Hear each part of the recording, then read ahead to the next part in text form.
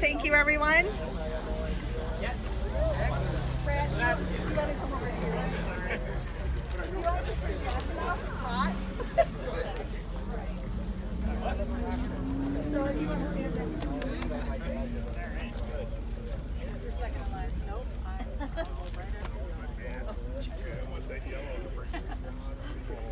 All right, good morning, everyone. Thank you so much for being here. We are going to get started with our press conference today, and we are excited to have many representatives here to announce the space and our vision for this space.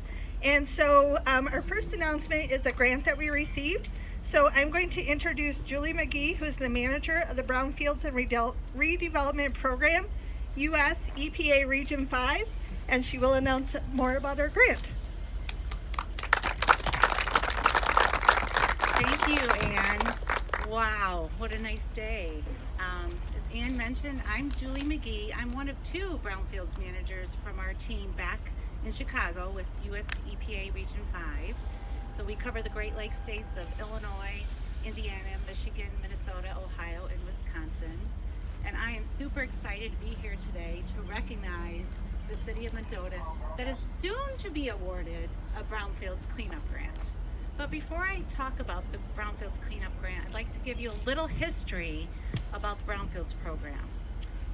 EPA established the program in 1995, and since then we've invested nearly $2.7 billion in assessing properties, cleaning up properties, and helping communities revitalize. Through the bipartisan infrastructure law, EPA has invested an additional $5.4 billion to support brownfields communities throughout the country. Now, EPA's Brownfields program is a competitive grant program, and we have various types of brownfields grants that we compete annually every year. We have multi-purpose grants, which look at planning activities, assessment activities, and cleanup. That's the name, multi-purpose. We have assessment activities that look at assessing the contamination in properties. And then we have cleanup grants like the one City of Mendota will receive to clean up this property, I believe, right here behind us. We also have revolving loan fund programs to loan out money through entities to help communities across the country redevelop their blighted space. And all these programs help transform once polluted, vacant, or even abandoned properties into community assets.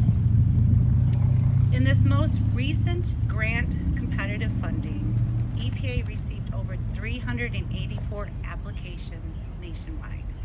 Of those 384, 181 were selected, including the City of Mendota. It's a very highly competitive program. Yes, round of applause. So in Region 5, we have 27 grants equating to $45 million across the Great Lakes region. So the City of Mendota was selected for $1,270,305, you're very precise, to clean up the former Campbell Cleaners property. Their funds will be used, our grant funds will be used to finalize the cleanup plan, organize community engagement opportunities, which you guys are already doing right here. This is just awesome, as well as conduct cleanup activities. So this grant that we'll be awarding City of Mendota will support the contamination remediation efforts that are always a necessary step towards redevelopment. The city identified in their cleanup grant application the former Campbell cleanup property as a key component to economic recovery and growth. This grant will help the city achieve long-term goal of attracting development in the downtown corridor and improving the quality of the residents who live here. We are so pleased to provide funding to the City of Mendota to clean up this property, and we hope this opportunity boosts redevelopment and economic revitalization within the community. Thank you for having me here today, and let's celebrate the City of Mendota.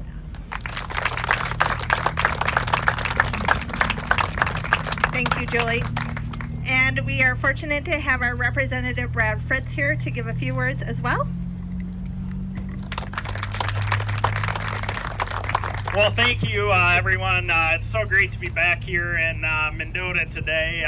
it's getting warm enough this afternoon. I feel like we ought to be going and baling some hay this afternoon, so I don't know who's going to be up for that. But anyway, it's great to be back, and congratulations and a round of applause for all of you being here today. You've really made this special, not only this program, but just being here a couple weeks ago with your sidewalk grant as well. You've really taken the first steps as a community to continue to you get access to these state and federal resources and put them right here. It's great being on this piece of property in the downtown area, being right across from the rail line where we have passenger rail, to be able to continue to beautify this community and allow for more and more people who to see the beauty of it, the community of it, and want to be a part of it. So I want to thank you so much for having me here, for continuing to go after that money. You know, it makes it worthwhile to pay taxes, even though we grumble, to watch it come back to our communities in a great way. So hopefully within this grant we have a shade tree or two that are going to go in, and it'll be really special. So again, thank you so much, and keep up the good work here in the community, and look forward to serving you in the future to continue to bring more things back. Thank you.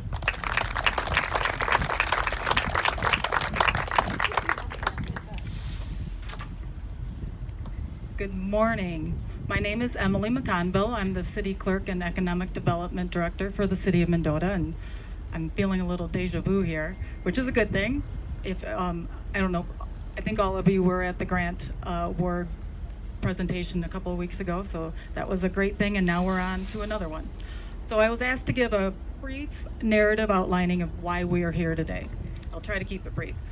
This actually started in 2005 when a phase one was completed on the Campbell dry cleaning lot, and the results were pretty much what we expected. So when dry cleaning facilities first originated, they weren't aware that the chemicals they used would contaminate the ground if it was leached onto the ground.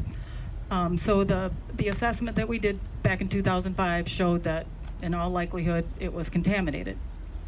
Fast forward 15 years and we knew it was time to tackle the project. The scope of the project, however, has definitely changed since 2019. We thought we'd tear down an unsafe building, take out some dirt, put some more dirt back in, and then possibly split that lot between the adjoining neighbors. Not so simple.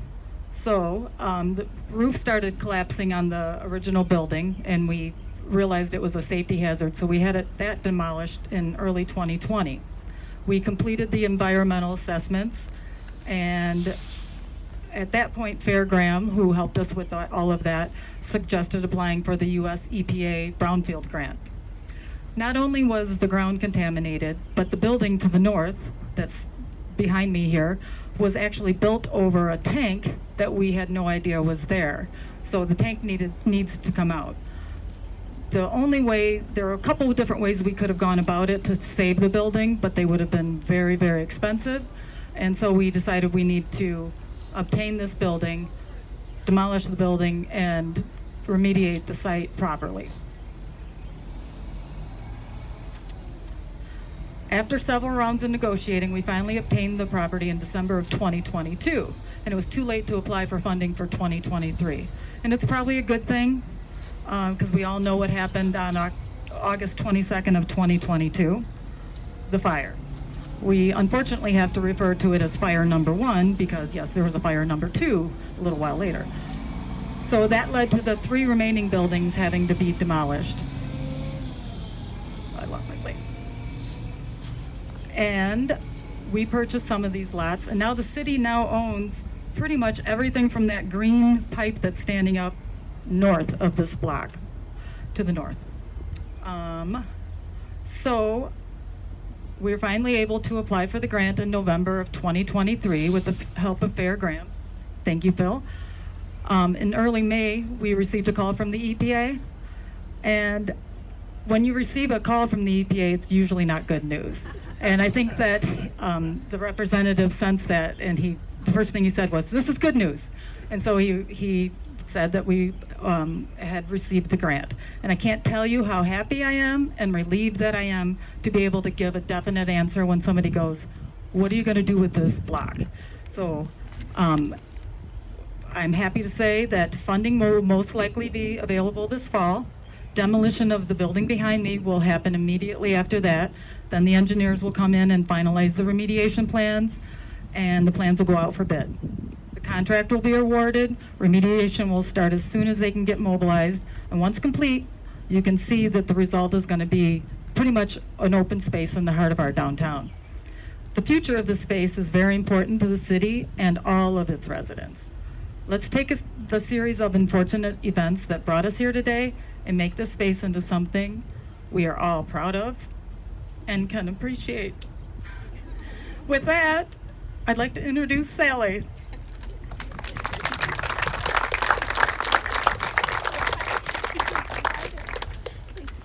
Good morning, and thanks for coming. This is how everything started.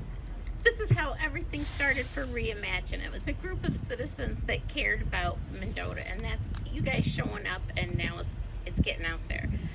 Reimagine was formed in 2018 by a group of citizens wanted primarily to revitalize downtown, specifically Illinois Avenue. However, after the fires, we had to pivot and change that focus onto the whole downtown. Last year, Reimagine received a grant from the Community Heart and Soul, and that allowed all our volunteers and more to interview more than 1,700 residents to determine what they like about Mendota and what they want for the future. Not just for us right now, but as we go on. One of the top items mentioned was an outdoor public space. This turns into a pavilion or a band shelter area. This data was shared with the city, and it was determined that the space we're standing on is the good place for this project.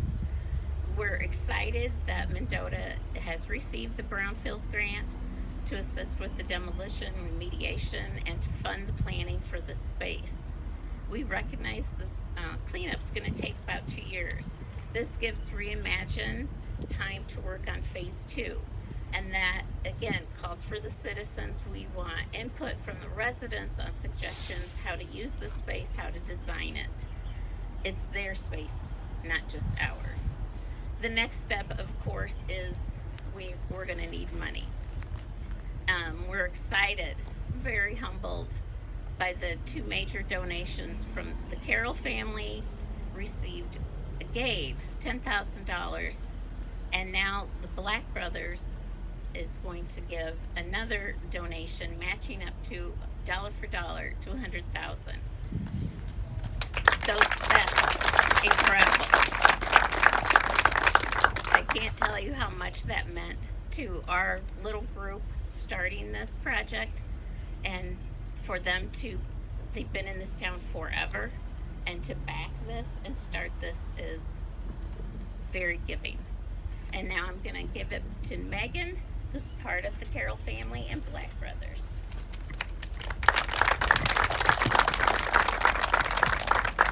Good morning. My name is Megan Kneebone. I'm the Chief Financial Officer at Black Brothers.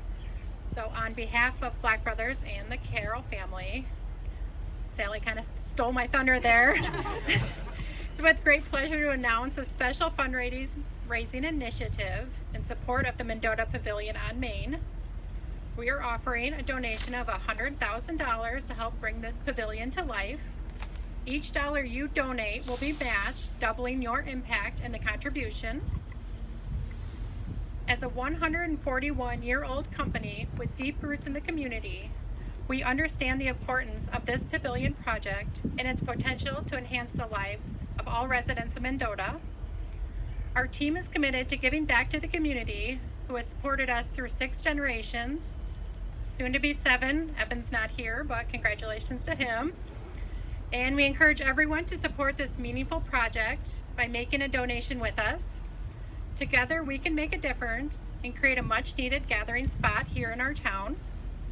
Thank you again for your support and all the positive changes in our small town of Mendota. Together, we can reimagine Mendota and create a space that will be enjoyed by all for several years to come. So thank you all for being here with us today. We're very excited for the project. And I'm going to turn it over to Sally at Starved Rock County Foundation. Thank you. Thank you, everyone. What a beautiful day we have here. So my name is Sally Vancura, and I'm honored to represent Starved Rock Country Community Foundation. I'm here as our president and CEO. Fran Brawley is on a long planned vacation and is very disappointed he isn't here with us. Now, let's get away from here. I was moved by all the Reimagine Mendota people here. Thank you for all your hard work and everything you've done. So Starved Rock Country Community Foundation currently holds a fiscal sponsorship fund with Reimagine Mendota.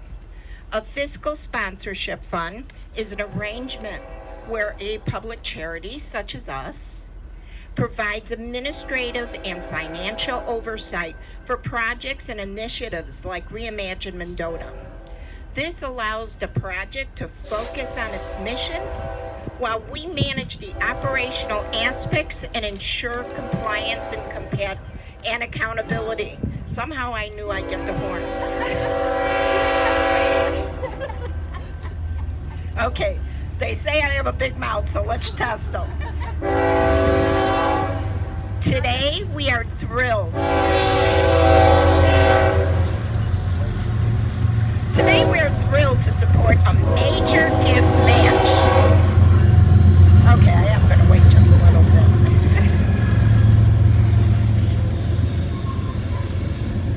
Today we're thrilled to support a major gift match that will significantly boost Reimagine's fundraising efforts. This matching gift represents a tremendous opportunity to double the impact of every donation received through SRCCF.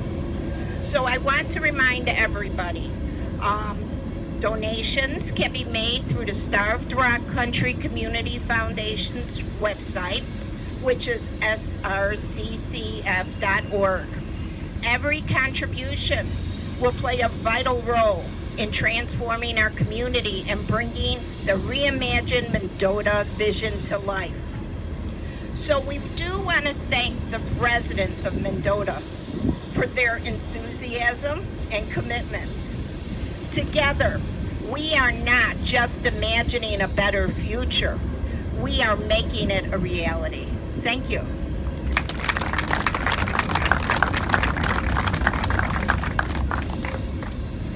We also want to thank our other sponsors who have sponsored Reimagine Mendota, who was able to collect the data. So like ADM, First State Bank, Nightingales, Lakeview, and also the City of Mendota who helped, and Starved Rock Wood Products and the City of Mendota who helped with those to get all the data started to know what is needed for this space. So as you can tell, exciting developments are underway for the City of Mendota. If you remember, just 2 weeks ago, we announced that we have secured 2 Safe Routes to School grants. One of these grants will be used to replace and add sidewalks around Lincoln Elementary, while the other is a planning grant aimed at establishing sidewalk plans for each school, particularly focusing on routes to the high school and also extending out to our hospital. Additionally, we are thrilled to share that we have been accepted into the Walkability Academy, which will aid in assessing our sidewalks. The data gathered from this assessment will be instrumental in securing further grants for sidewalk enhancements and bike paths, which we are already starting to write. Today's announcement of the Brownfield Grant and the launch of a fundraising campaign for this space marks an exciting step forward as we rebuild from the devastation of the first fire. Next week, crews will commence asbestos removal from the old Meyer building, allowing us to make progress on the site of the second fire as well. Also Saturday, Reimagine Mendota will host a Greenfield Station Band at the Civic Center from 6 to 10 p.m. This will be the first of many fundraisers for the Mendota Pavilion project, so we hope to see many there. Reimagine Mendota will also start collecting your ideas for what you would like for the pavilion or this space to look like. Something learned from the Community Heart and Soul Project is to involve everyone. So while it has been a journey, progress is evident. I often mention that our town will undergo significant transformation in the next 2 to 3 years, and it's wonderful to see everyone contributing to this vision and turning it into a reality. Thank you for attending today, and we look forward to your donations and to the future of this space. Thank you.